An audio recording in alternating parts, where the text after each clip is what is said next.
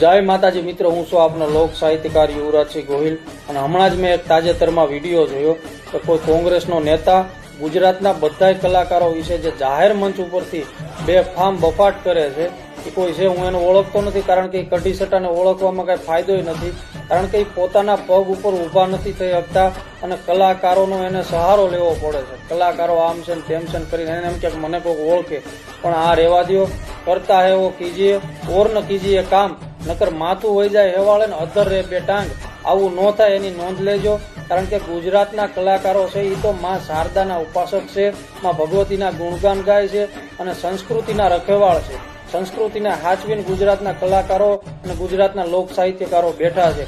એના માટે તમે આવી ટિપ્પણી કરો એ નકામું છે. તો તમે આ સમજી જાજો, કારણ કે ગુજરાતના કલાકારોની જો સહન શક્તિ પૂરી થઈ તો તમને તકલીફ પડી જવાની છે. અને થઈ શકો તો પોતાના પગ ઉપર ઊભા થાવ, અને ન થઈ શકો તો કાંઈક બીજો ધંધો કરો, પણ આ માયક પકડીને બેફામ બફાટ કરવાનું રહેવા દો, એટલી મારી ચેતવણી છે. જય માતાજી.